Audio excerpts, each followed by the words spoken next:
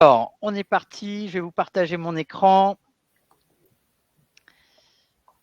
Donc pour la petite histoire, justement, pour démarrer le SEO Square, la première conférence, j'ai demandé c'est quoi la grande tendance du moment qui vous interpelle, qui vous bouscule, qui vous fait poser des questions autour du SEO et du content en ce moment. Eh bien, c'est l'IA générative. Hop. Et donc l'idée en fait de cette conférence, eh bien, c'est tout simplement d'avoir un retour d'XP, de Mister Auto, de GRDF, d'ID Kids sur comment ils ont mis en place l'IA générative au sein des équipes. On sait que derrière l'IA générative peut se poser plein de questions, ça peut y avoir des craintes, etc. Bien entendu aussi, il y a le sujet de comment, je dirais, créer le réflexe de l'IA générative au sein des équipes. Et donc, grâce à vos témoignages, eh bien, on va pouvoir justement échanger sur ces sujets. L'idée globalement pour vous, côté audience, c'est que vous puissiez repartir avec des idées concrètes pour dès demain, je dirais, injecter d'autant plus d'IA générative au sein de vos équipes. Peut-être pour commencer, je propose que vous vous présentiez chacune, sachant que Romain de Mister Auto a eu un petit empêchement. Sophie, tu commences ? Bonjour à tous, Sophie Duport, je suis responsable du pôle éditorial web de GRDF, donc avec le site de grdf.fr à gérer en termes de cohérence des messages et de performance des contenus. Super. Louane ? Bonjour, Louane Soui, je suis consultante en tant que chef de projet éditorial web aux côtés de Sophie au pôle édito. Juste avant, j'étais en alternance pendant 2 ans et j'interviens sur différents périmètres de la rédaction, de la production de contenu visuel, du webmastering et de la gestion de projet, entre autres. Super. Catherine ? Oui, bonjour. Alors, Catherine Armoyer, je suis à peu près depuis 2 ans, là, je suis Mister Auto. Je suis chef de projet donc SEO sur la partie contenu et netlinking. Je gère donc tout ce qui est optimisation autour du site web e-commerce et également en fait la production de contenu pour le blog. Super. Et pour terminer, Virginie ? Bonjour à tous, bonjour Nicolas. Je suis Virginie et je suis chef de projet contenu SEO et netlinking au sein du groupe ID Kids. Et j'interviens sur le site idkids.fr et okid.fr sur les pages catégories, donc avec de l'optimisation SEO, production de contenu et aussi je fais beaucoup de recommandations pour toutes les équipes, tous les métiers du groupe.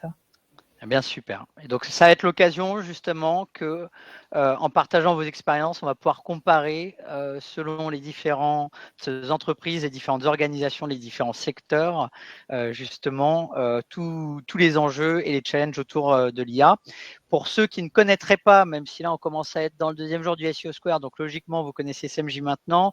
Donc, pour rappel, on est une plateforme qui vous permet tout simplement d'optimiser vos contenus pour qu'ils soient de meilleure qualité pour votre audience et qui se positionnent mieux sur Google, puisque les deux souvent vont ensemble, bien entendu. L'idée, c'est vraiment de vous aider à faire en sorte que vos contenus, je dirais, brillent sur le web. Et donc justement, l'IA, eh bien, ça fait partie des sujets chez SMJ. Pour rappel, il y a plein de belles nouvelles fonctionnalités, notamment les nouvelles fonctionnalités d'intelligence artificielle, Atomic Content, AI Plus Content, pour vous aider à vous inspirer davantage, pour vous aider à gagner en productivité. Il y a également tout ce qui est fonctionnalité de suite position, cocon sémantique, bref, l'équipe R&D a développé plein de belles nouvelles fonctionnalités. N'hésitez pas à les découvrir en faisant une demande de démo. Et en plus, il y a une offre spéciale, donc c'est le moment ou jamais. Peut-être avant de commencer, je voulais partager avec vous quelques chiffres clés, puis après justement, on va rentrer juste dans vos témoignages sur comment vous avez mis en place la partie IA. Mais je voulais partager avec vous cette étude du Search Engine Journal, qui est probablement l'un des médias SEO les plus connus et qui a réalisé il y a peu de temps son étude State of SEO 2024. Le but de cette étude, en fait, c'est de comprendre l'évolution, les grandes tendances de nos métiers en SEO, en content, notamment pour 2024 du coup. Et donc, il y a 2 chiffres clés intéressants. 82% des experts SEO déclarent que l'IA générative a déjà impacté leur stratégie SEO. Donc, c'est impressionnant comme chiffre. Et en plus, on a 87% des entreprises de plus de 100 employés qui déclarent qu'ils vont investir davantage de ressources et d'investissements pour mettre en place des solutions d'IA sur 2024. La réalité, en fait, c'est que si on avait posé cette question il y a 12 mois, et je rappelle, il y a 12 mois, ChatGPT n'était pas encore sorti. Alors, il y avait GPT-3, hein, mais pas ChatGPT. Je pense que là, les chiffres, on était vers les moins de 10%. Donc, là, on fait face à un raz-de-marée autour de l'IA. Derrière, quand on pose la question aux entreprises, aux experts SEO, quelles sont vos top priorités pour votre stratégie 2024 pour aller chercher de la performance? Eh bien, il y a 2 priorités qui ressortent. Tirer meilleure partie de l'IA générative et accélérer la stratégie de contenu. Et ça tombe bien, c'est exactement les 2 sujets qu'on va adresser aujourd'hui. Je vous recommande de lire cette étude. Elle est vraiment, je dirais, très inspirante pour comprendre comment nos métiers évoluent. Et on ne va pas se mentir, sur 2023, c'est quand même une sacrée année où ça bouge un minimum. Petit point avant de commencer justement les différents échanges. Semji s'allie avec HubSpot pour réaliser une superbe étude justement autour de l'IA générative, donc les challenges, les bénéfices que vous cherchez autour de l'IA générative, etc., pour obtenir une belle étude, je dirais, très focalisée notamment sur la France. Et donc, on vous met le lien justement dans le chat. Ça prend quelques minutes pour la remplir et ça permettra justement d'avoir une belle étude sur ce sujet qui est quand même un peu le tsunami du moment.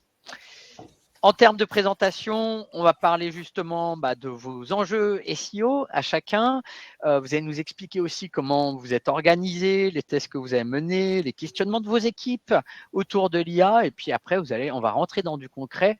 Vous nous montrerez quelques exemples de cas d'usage. Et on finira sur une petite série de conseils à reprendre. Donc, moi, je vous propose, on va commencer par justement toute la partie présentation, notamment au-delà de quelle entreprise, enfin c'est bien de présenter rapidement votre entreprise, même si je pense que tout le monde connaît GRDF, ID Kids et Mister Auto, mais remettons le contexte. Derrière, c'est aussi, est-ce que vous pouvez nous présenter chacune vos gros enjeux, je dirais, SEO, et je propose que Sophie, Louane, vous commenciez par GRDF. Alors pour GRDF, effectivement, l'activité, c'est de la distribution de gaz sur des réseaux dans toute la France, ce qui implique effectivement qu'on est impacté par tout le contexte énergétique et environnemental et qu'on doit pouvoir le traduire et le décrypter pour un certain nombre de cibles à l'externe. Donc il va y avoir les collectivités, les institutions, toute la filière du gaz, donc des professionnels, mais également des entreprises, et une grosse part aussi au grand public, aux particuliers, utilisateurs ou non. Parce qu'effectivement, en termes d'énergie, tout le monde est concerné et pas nécessairement l'utilisateur final de gaz. Donc c'est toute la complexité, tout le challenge qui nous occupe, c'est de pouvoir adresser une cible très très large, une cible qui parfois ne nous connaît pas nos métiers, nos différents engagements, et parfois des instances du coup avec lesquelles on est très en lien, des partenaires et des experts techniques qui nous connaissent très très bien. Donc voilà, c'est de pouvoir s'adresser à l'amplitude de cette cible. Et d'un point de vue canaux digitaux, le SEO est fondamental. La sémantique est notre religion et il faut effectivement qu'on sache s'adresser à la bonne cible avec les bons messages, les bons wordings, sans dénaturer et sans transformer le propos. Donc voilà, c'est tout le challenge. Et effectivement, c'est ce en quoi des outils comme Semji peuvent nous aider justement à faire des tests pour voir ce qui fonctionne le mieux et avec qui. Super. Virginie, pour ID Kids ? Oui, alors pareil, on a des enjeux SEO très forts. ID Kids, c'est une marketplace depuis avril 2023. Avant, c'était un site e-commerce. C'est aussi un réseau de magasins en France et à l'étranger. On retrouve des marques propres comme Okaidi, Oxybul, Catimini, etc. Et on retrouve aussi des marques nationales. Et depuis avril 2023, on accueille aussi des revendeurs. Donc c'est vrai qu'on a une offre qui s'élargit de plus en plus avec beaucoup de nouveaux produits, donc des catégories à créer aussi au fur et à mesure. Il faut s'interroger sur notre positionnement sur la SERP et comment on peut se rendre visible encore plus Donc, c'est vrai qu'on a cogité sur l'optimisation de la production de contenu. Comment faire pour accélérer cela au final? Et c'est là que SMJ intervient un peu au quotidien.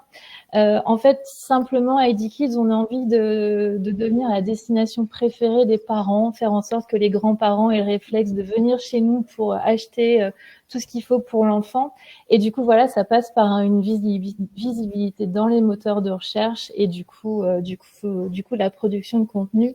Et c'est un enjeu aussi très important, c'est de pouvoir fédérer autour du SEO, pouvoir mesurer nos actions en fonction de nos KPI et aussi pouvoir partager les résultats aux équipes e-commerce, marketing.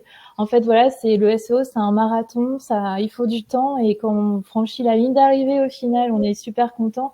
Donc, c'est pouvoir aussi transmettre toutes ces victoires à toutes les équipes. Super. Voilà. Et côté Mister Auto, Catherine? Oui, alors Mister Auto, donc nous on est le spécialiste en fait sur la vente de pièces détachées, pure player depuis plus de 15 ans aujourd'hui, avec une présence en France, mais notamment aussi en Europe et plus largement à l'international. On appartient aussi au groupe Stellantis là depuis 2 ans, donc un des groupes les plus importants dans le secteur automobile, qui nous donne cette force. Et en fait, on vend à peu près tout ce qui touche à la pièce automobile, vraiment de la plus petite pièce comme le boulon à vraiment la batterie de voiture. On est vraiment présent sur toutes les typologies de gamme.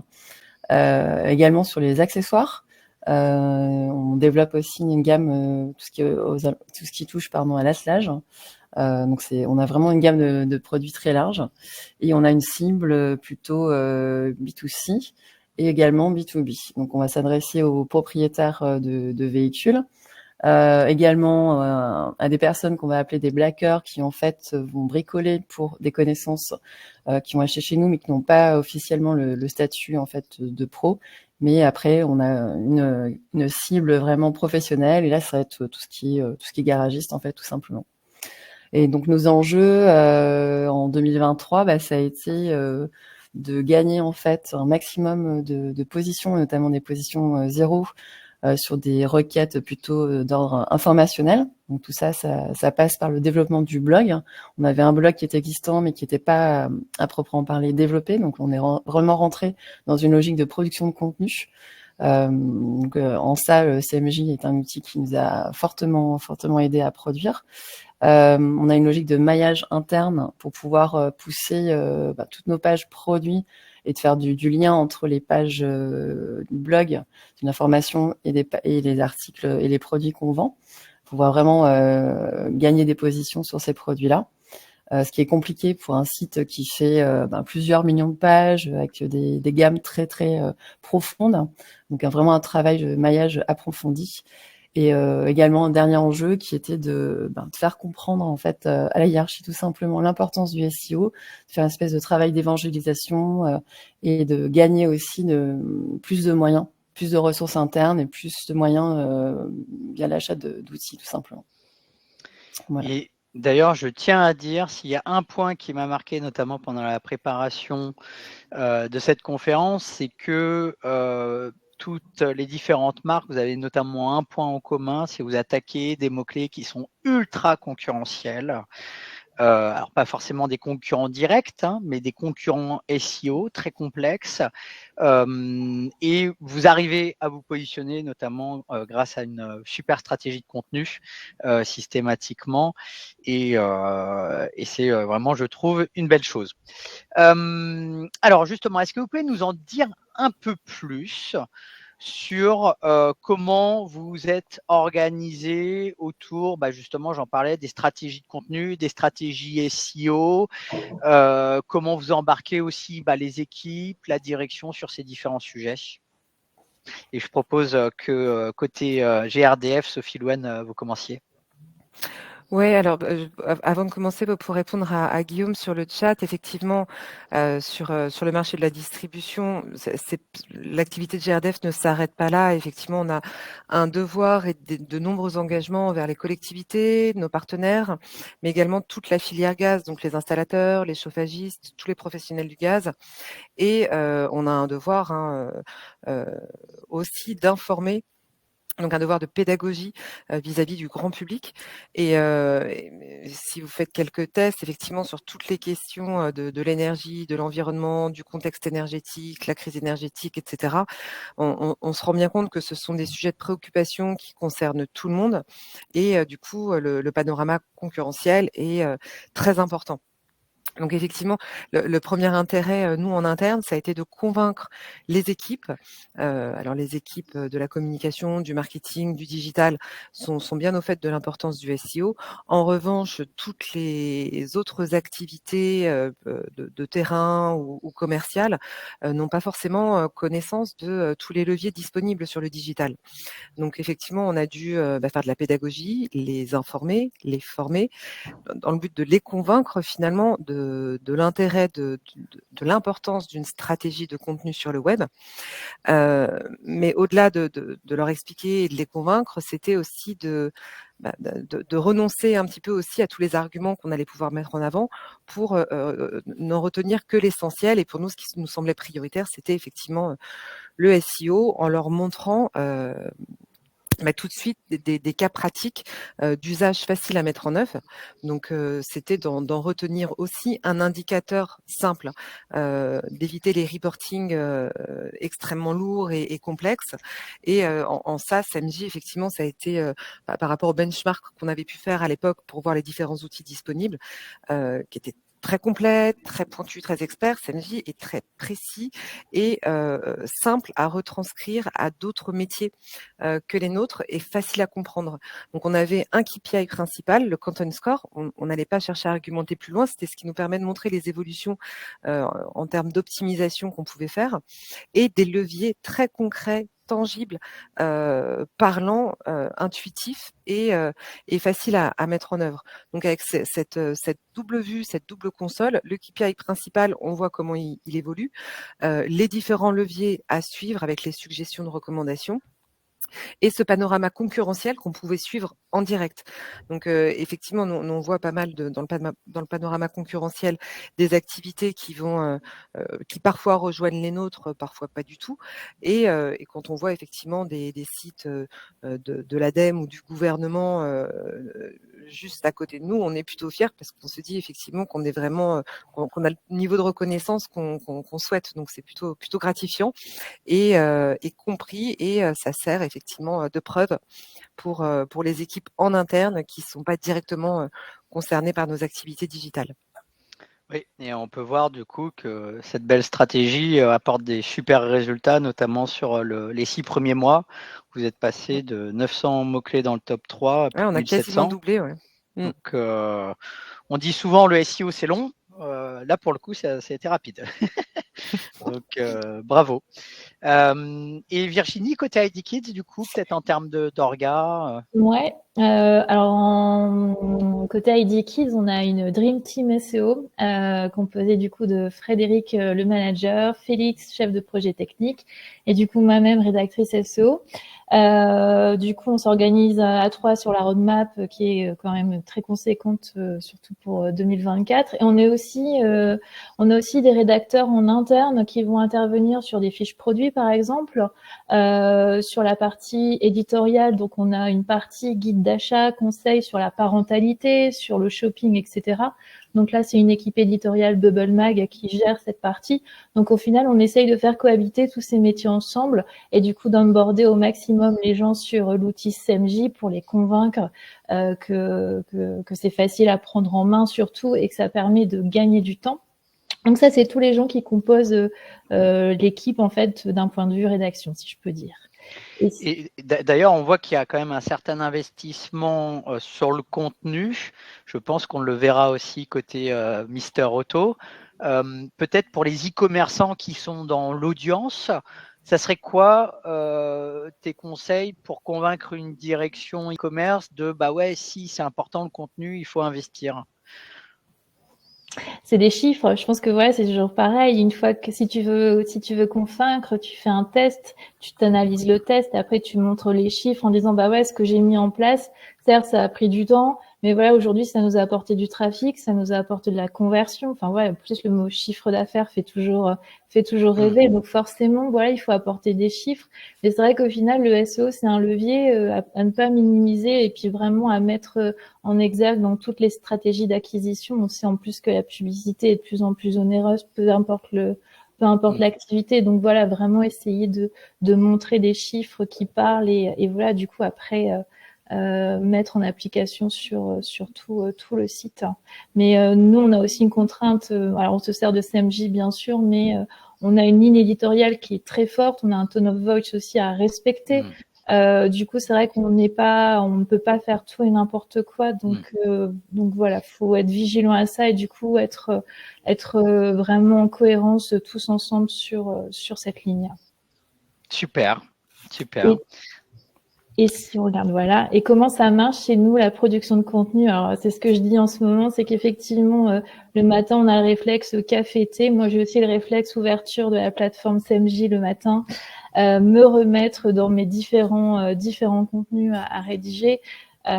Typiquement, CMJ me fait gagner un temps fou, hein, vraiment dans la rédaction de contenu, mais aussi dans tout le travail d'analyse de la concurrence. On sait tous que voilà, on va tous espionner ce qui se passe chez les uns, chez les autres, pour voir quelles sont les faiblesses, ou alors sur quoi on peut avancer pour gagner des positions. CMJ permet de le faire très rapidement et c'est vrai, me permet par exemple d'éliminer des tâches manuelles chronophages. Donc forcément, c'est analyser la SERP, c'est analyser le nombre de mots rédigés par les concurrents, etc., etc. Donc typiquement, moi, c'est du gain de temps que je vais remettre à profit sur la création d'autres contenus et le travail est quand même assez colossal sur ID Kids et c'est là où ça fonctionne plutôt bien sur la partie SEO. On onboard, c'est ce que je disais, un maximum les équipes sur cet outil, donc sur des rédacteurs de fiches produits, sur l'équipe éditoriale, faire comprendre aussi qu'aujourd'hui un article journalistique doit être aussi axé SEO. Au final, il faut toujours avoir cette notion, ce que ça peut rapporter derrière. Effectivement, un visiteur qui va lire un article, convaincu de l'article, on a de fortes chances après qu'il se tourne vers une page catégorie s'il trouve un produit en relation. Enfin voilà, je trouve qu'il faut toujours être dans l'accompagnement et onboarder un maximum les personnes sur le sujet. Et puis typiquement, ça me permet aussi de centraliser CMJ, ça me permet de centraliser toutes les actions sur la plateforme. Et ça facilite grandement ça réduit grandement le nombre d'outils. Et ça c'est plutôt agréable. Et le petit 30% d'IA, 70% d'humain? On avance déjà dans le sujet. En fait, déjà, même moi, avant de me servir de l'IA, enfin, j'en parlerai après, mais moi, je suis un peu old school. Donc, l'IA, je le découvre un petit peu depuis 15 jours.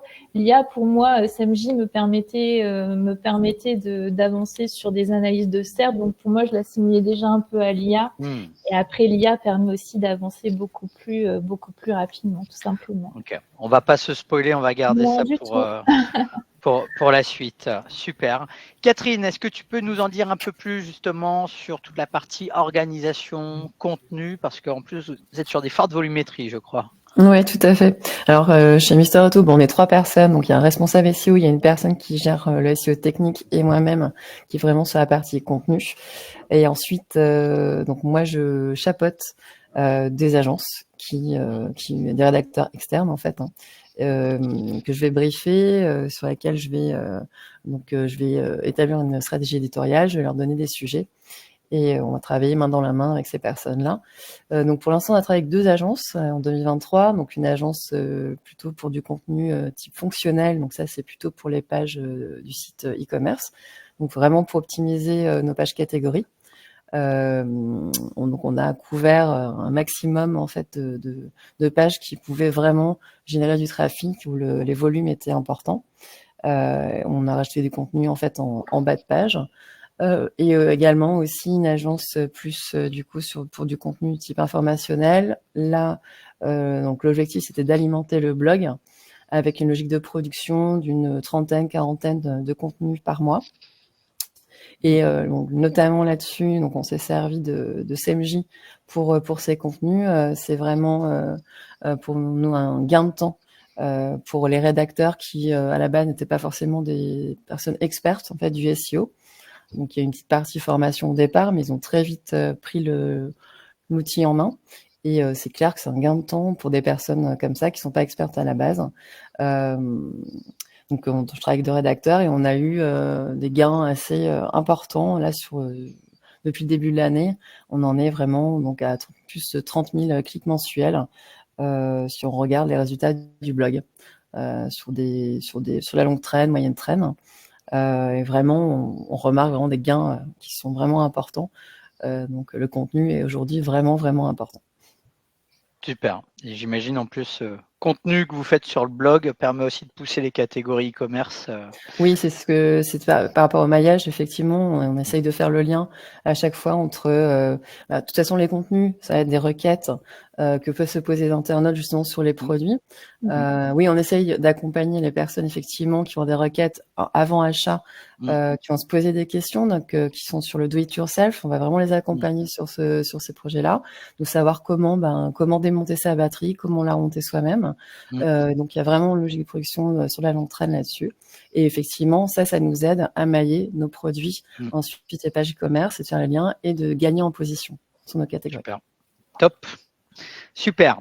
Alors, on va passer dans le concret maintenant. On va passer sur les sujets d'intelligence artificielle. Donc, l'IA, ça fait plusieurs années en fait que ça existe, mais il y a quand même eu un boom qui est plus d'ailleurs un boom, je dirais, mass market, marketing, connaissance, qui est ChatGPT en fait, depuis l'année dernière, un peu moins de 12 mois. Est-ce que vous pouvez nous en dire plus justement sur vous, comment vous avez pu amener, comment la chose a été amenée, comment l'IA a été amenée dans les équipes et surtout aussi peut-être les questionnements que sont posés vos équipes. Je propose que Sophie Louane, vous commenciez. Alors juste pour introduire les attentes et pour créer un peu de suspense, on a lancé un challenge au niveau des équipes, de plusieurs équipes en interne justement, mais je laisserai Louane en parler un petit peu plus loin. Mais on s'est interrogé effectivement sur plusieurs problématiques avant que l'IA générative puisse venir compléter notre réflexion. Au niveau du grdev.fr, on a un site avec un volume de contenu assez important. Donc, on est confronté régulièrement à deux problématiques. Soit produire un nouveau contenu avec un nouveau sujet, donc partir de la page blanche, soit actualiser et venir apporter quelque chose de nouveau avec un message qui a déjà donné lieu à plusieurs contenus. Donc, une page blanche et plein de pages sur un seul et même sujet. Comment faire mieux? Comment créer un contenu encore performant face à ces deux cas de figure? C'est ce qu'on a traité dans le challenge, mais c'est aussi en cela que CMJ nous aide au quotidien. Parce que finalement, que ce soit la page blanche, il va pouvoir nous inspirer par rapport à des combinaisons de mots-clés, par rapport à ce qui se dit aussi au niveau du panorama concurrentiel. Il va venir nous faire des suggestions. Donc la page blanche n'est plus une crainte.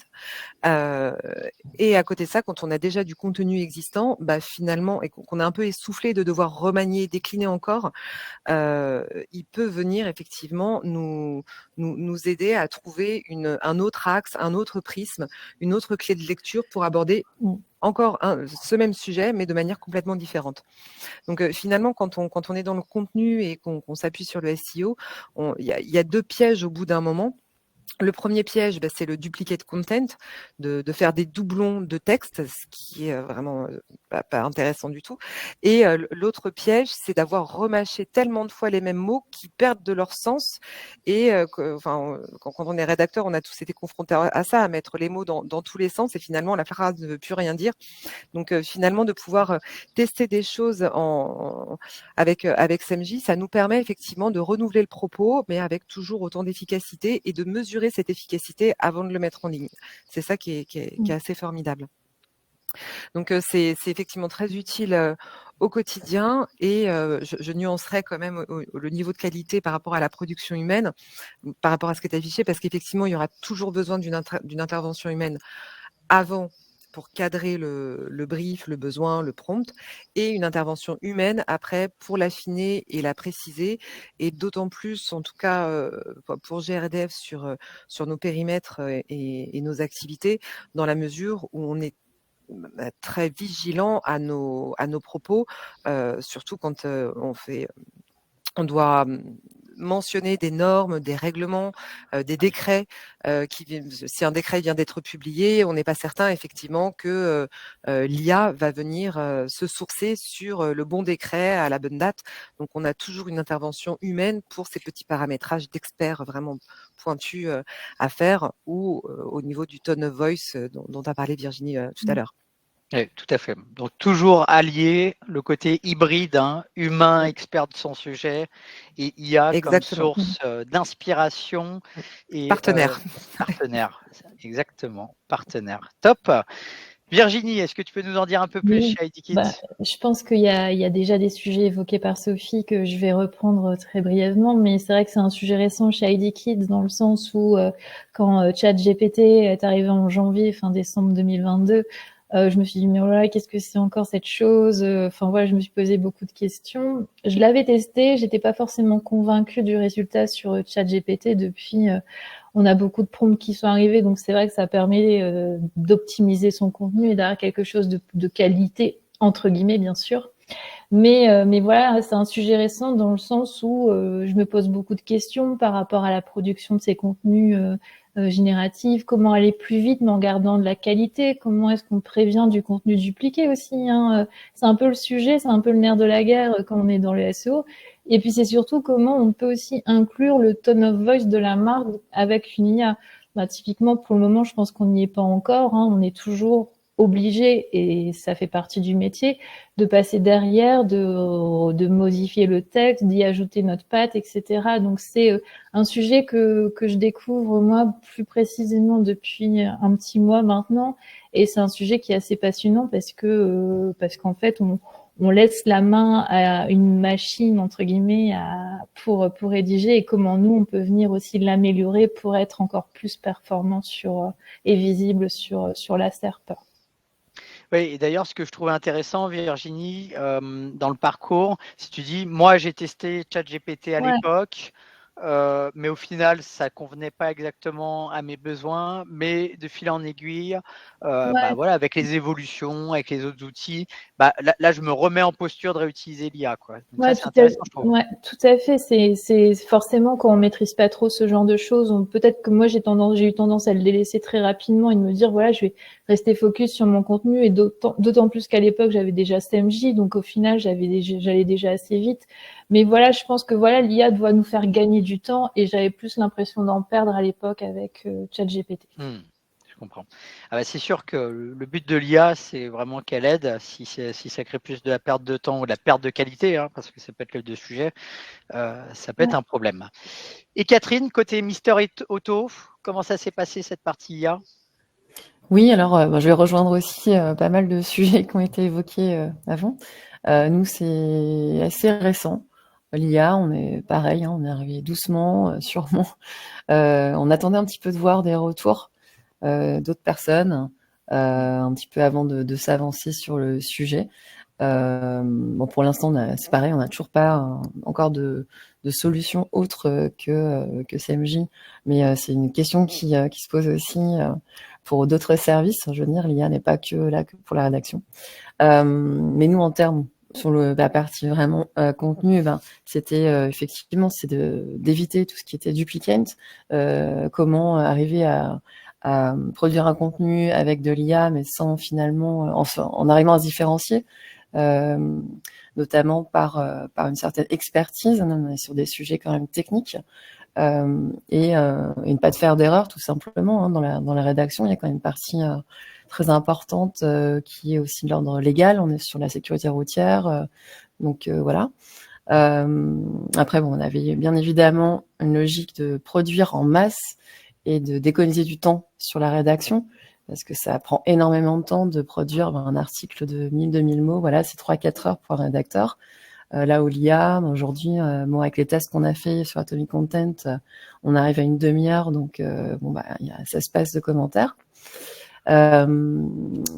Et également cette histoire de tone of voice, effectivement, là pour l'instant, l'IA ne permet pas vraiment de se différencier automatiquement.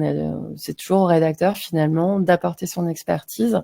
Alors ça raccourcit la tâche, mais ça fait pas tout. Et pour l'instant, effectivement, il y a cette tâche de relecture, un peu pour reprendre le terme de Virginie, d'ajouter sa patte. On a vraiment un style aussi d'écriture. Une stratégie édito, un ton une marque d'entreprise qui fait que pour l'instant l'IA, on ne peut pas la laisser à 100% générer des textes. Voilà. Oui, et ça d'ailleurs, je rebondis par rapport à ce que tu dis, la table ronde sur l'IA génératif qu'il y a eu lieu précédemment. D'ailleurs, je vois qu'il y a Laurent Jean dans le chat. Moi, ce que j'ai trouvé très intéressant dans les témoignages, c'était notamment le directeur éditorial de PAP qui disait, voilà, moi, le temps que mes équipes gagnent sur la partie rédaction IA, elles vont pouvoir l'investir pour créer des contenus encore plus qualitatifs, en mettant encore plus d'expérience ou d'expertise dans les contenus pour que le contenu soit encore beaucoup plus quali. Et donc l'IA, c'est un peu comme un assistant. Par contre, c'est pas l'IA qui fait tout, quoi. C'est pas le sujet, quoi. Et tout à fait. Oui, c'est vrai que du coup, on a plus de temps aussi pour vérifier, pour apporter notre expertise, pour chouchouter un peu nos contenus et de pousser vraiment tout le maillage, en fait. Enfin, vraiment des choses où avant, on a peut-être moins le temps de le faire. Ouais, tout à fait. Super. Alors, je pense que là, on va rentrer un peu dans le concret, c'est-à-dire le but là, c'est que vous puissiez nous en dire un peu plus justement sur concrètement comment petit à petit vous avez mis en place des actions autour de l'IA au sein des entreprises. Sophie, Louane, est-ce que vous pouvez nous expliquer justement ce qui a été fait pour GRDF ? Alors, je vais juste introduire effectivement l'idée du challenge et je vais laisser Louane expliquer concrètement comment ils ont opéré au niveau des équipes. On s'est dit effectivement que l'IA générative, ça suscitait plein d'interrogations, un peu de fantasmes, un peu de craintes, et on s'est dit que le meilleur moyen de voir ce qu'on pouvait en faire, c'était de se faire un petit challenge en interne avec différentes équipes qui pouvaient avoir un intérêt à les utiliser. Et l'objectif, finalement, c'était de repartir tous avec une conviction commune. Parce que effectivement, en fonction des usages qu'on pouvait en avoir, on allait regarder juste par un bout de la lorgnette, et c'était intéressant de tous regarder dans la même direction, donc de se pencher tous ensemble et de se réunir pour le tester. Donc, comme je le disais tout à l'heure, on est confronté à, je l'ai résumé à deux problématiques, la page blanche ou trop de contenu existant. Donc, on a créé deux groupes. Un qui travaillait sur un sujet sur la maîtrise de l'énergie pour les appartements et des nouveaux contenus qui n'existaient pas encore sur le grdef.fr. L'idée, c'était de trouver effectivement quels étaient les sujets qu'on pouvait aborder sur cette thématique, les angles et la structure des contenus qu'on pouvait mettre en ligne, donc le plan. Ça, effectivement, c'est clairement des idées qu'on peut voir avec l'IA générative. Et le second groupe travaillait sur un certain nombre de thématiques sur prix du gaz, la réglementation environnementale 2020, où on a plein de contenus sur le grdef.fr et comment on pouvait les optimiser avec l'IA générative pour les rendre plus efficaces, plus performants. Donc voilà, les deux groupes ont travaillé ensemble en testant un certain nombre d'outils IA, donc ChatGPT, UChat, Bard, un certain nombre d'outils. Je vais laisser Louane, du coup, vous expliquer un peu le bilan qu'on en a tiré lors de la restitution il y a assez peu de temps. Oui, du coup, suite au test qu'on a pu réaliser, ce qu'on a retenu, c'est qu'il était important de se partager entre nous les différentes sources de bonnes pratiques, d'inspiration, de conférences sur le sujet, parce que je pense qu'il nous reste encore pas mal de choses à apprendre sur les intelligences artificielles. On a souligné un point aussi très important, c'est qu'il faut apprendre à bien prompter. Afin de bien cadrer et piloter l'intelligence artificielle. Et enfin, de se dire que l'IA ne remplacera pas l'humain, enfin, pas tout de suite en tout cas, et que ça reste malgré tout une aide, mais qu'il faut toujours repasser derrière. Ouais, donc on revient toujours à ces sujets de copilote, entre guillemets, humain plus IA. Et la partie, là c'est intéressant, hein, c'est cet enjeu aussi de peut-être monter, d'être formé sur la partie prompt. En tout cas, la qualité de sortie, en tout cas par rapport à l'attendu, dépend beaucoup du prompt. Exactement. Qui est forcément du coup un gros sujet. Et Virginie, de ton côté? Ouais, du coup, ce que je disais tout à l'heure, un sujet récent chez nous. Alors, j'ai utilisé un peu ChatGPT au tout début. Je peux vous assurer que SMJ avec l'AI Plus Content permet de générer une recette de tarte au maroilles beaucoup plus optimisée que ChatGPT. Voilà. Pour moi qui suis du Nord, forcément, c'est quand même un petit peu une valeur très importante.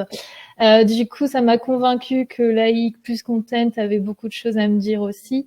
Et il y a un cas vraiment très concret sur lequel on pourra revenir après, c'est que l'IA a été capable d'aller chercher des informations dans toute la SERP pour me la restituer dans un contenu. Et en fait, j'étais un peu bluffée de me dire, waouh, c'est un contenu qui n'était pas présent sur mon site, mais un contenu qui était sur le site d'une marque donc, qui s'appelle Sylvanian Families. Et du coup, c'était hyper bluffant de me dire, bah ouais, j'ai gagné je ne sais pas combien de temps parce que cette information, moi, je l'aurais peut-être pas trouvée tout de suite, ou j'aurais mis du temps, enfin voilà, et du temps, bah, on sait que c'est de l'argent, donc j'aurais peut-être mis à profit ce temps différemment. Et du coup, cet enrichissement de contenu m'a fait comprendre que l'IA était vraiment performante sur CMJ et qu'il fallait aussi l'utiliser pour ces contenus existants, pour un enrichissement de contenu, parce qu'on sait tous qu'un contenu qui est sur une page, il faut aussi pouvoir l'enrichir pour redonner du grain à moudre à Google. Mais en tout cas, voilà, c'est un sujet récent que je prends en main et qui me fait dire que oui, il faut pas passer à côté, sinon on sera relégué dans les bas-fonds de la SERP. Et puis le gain de temps là que tu évoques de ce qui prenait un jour avant prend 1 heure, c'est impressionnant. C'est ce que Catherine disait aussi juste avant. Oui. Effectivement, un contenu généré par Atomic Content, donc c'est pas forcément une feature que j'utilise beaucoup, mais c'est quand on a besoin quand on est face à une page blanche et qu'on sait pas quoi dire, il faut toujours un petit coup de boost. Et c'est vrai que l'IA nous permet effectivement de se lancer et c'est vrai qu'on gagne un temps assez incroyable et c'est hyper appréciable. Super. Et alors je voyais dans les commentaires, oui, il y aura des exemples concrets de cas d'usage. Ça arrive juste après, justement. De ton côté, Catherine, justement, est-ce que tu peux nous en dire un peu plus? Ah oui, quand je disais, donc l'IA, ça a été récent aussi chez Mister Auto. On s'en est servi également pour avec CMJ. Donc moi, c'était plus pour des idées de titres. Des introductions, des paragraphes, donc que ce soit pour des pages de contenu informationnel ou sur des pages catégories.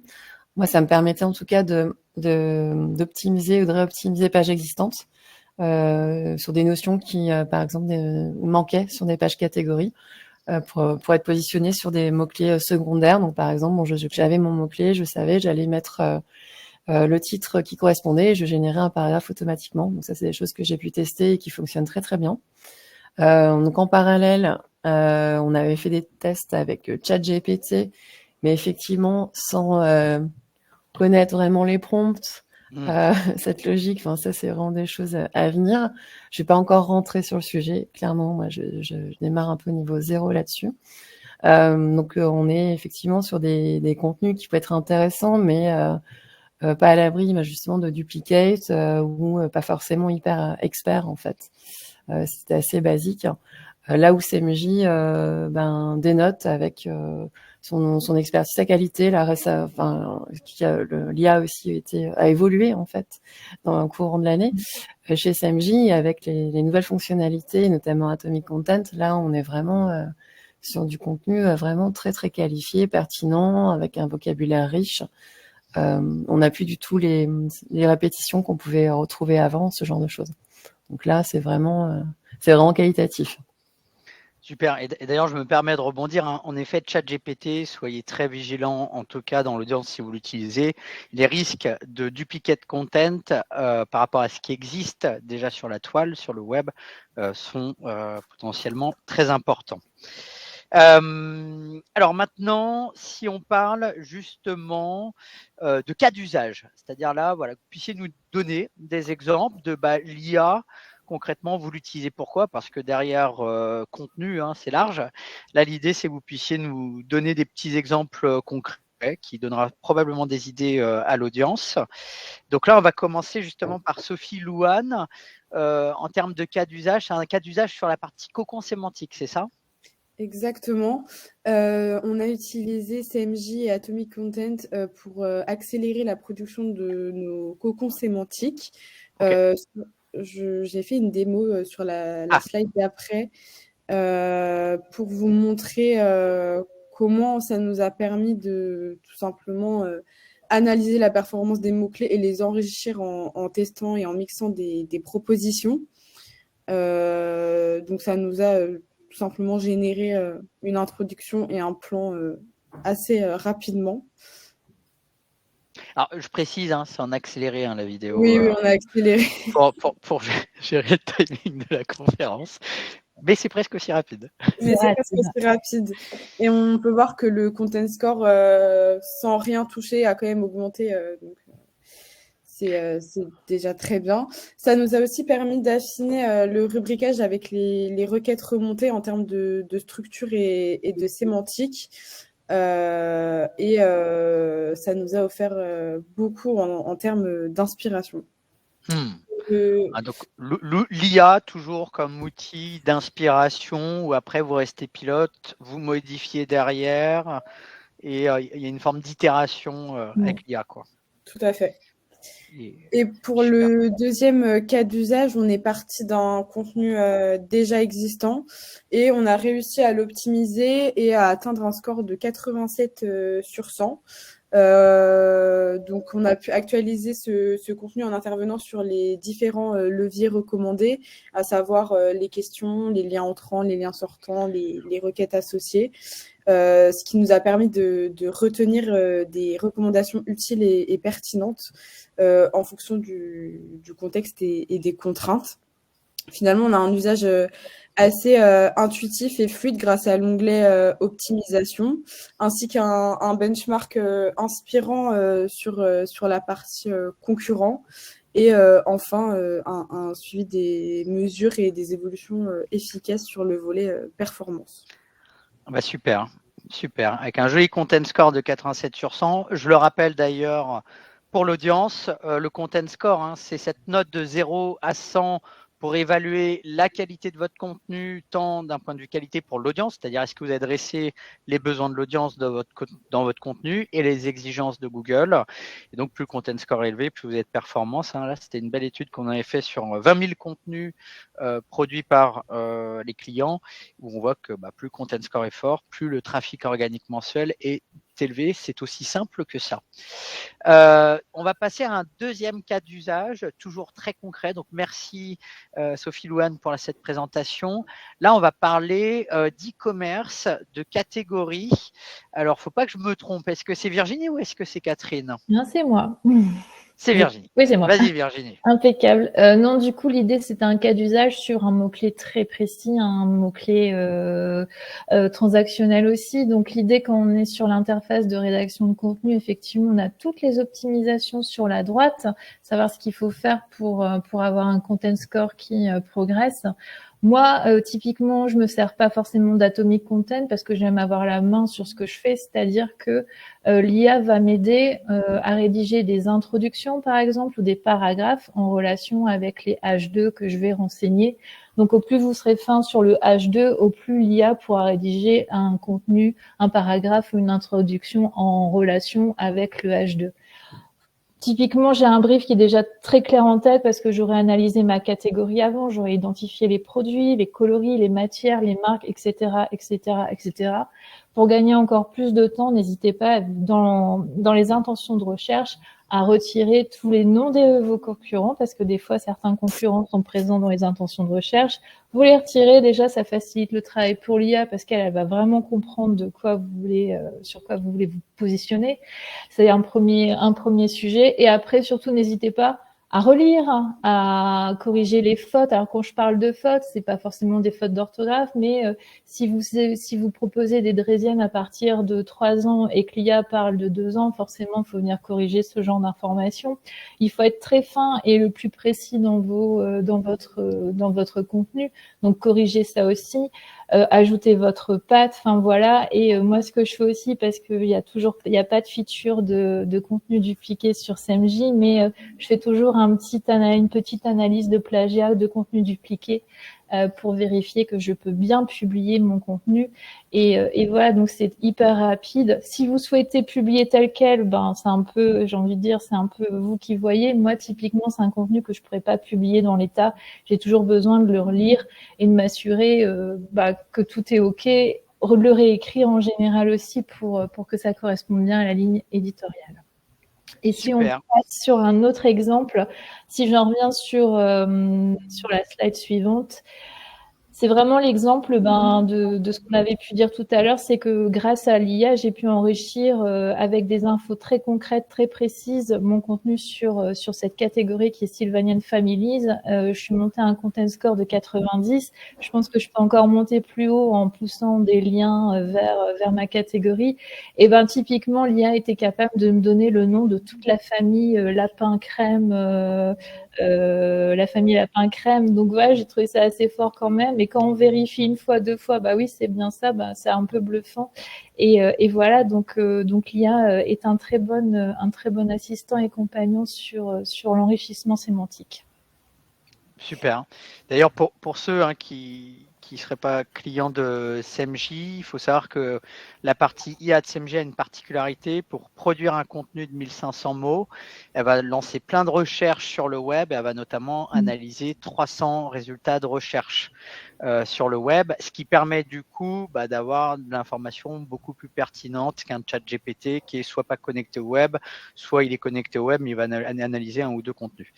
Donc c'est quand même une très grosse particularité, en plus bien entendu d'avoir toute la partie content score et données SEO. Et donc nous avons un troisième cas d'usage où là on va parler d'articles de blog et de catégories e-commerce. Tout à fait. Donc, avec la démo qui se lance. Donc là, on est sur un article de blog.